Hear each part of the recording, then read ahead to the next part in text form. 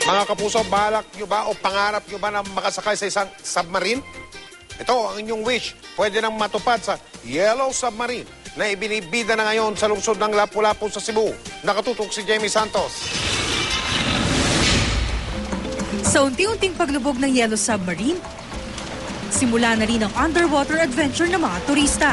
Masisilayan ang yamang dagat ng Lapu-Lapu City, Cebu. Ang mga chikiting di matatawaran ng tuwa. Maging ang isang baby hindi nagpahuli.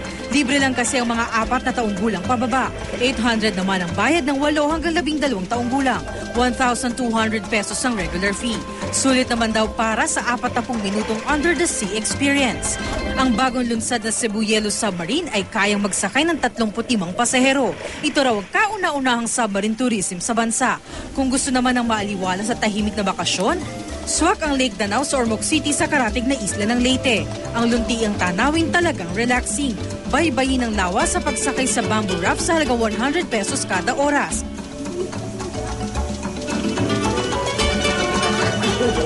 At mag-chill sa floating cottage sa gitna ng lawa. It's beautiful. How about you, sir? Gorgeous. Pwedeng mag-kayaking ng solo, ng maramihan, o mag-swimming. Mula sa viewing deck, tanaw ang hugis gitara na lawa. Tuklasin pa ang paligid ng lawa at mamitas ng matatamis na native raspberry. Jamie Santos, nakatutok, 24 oras.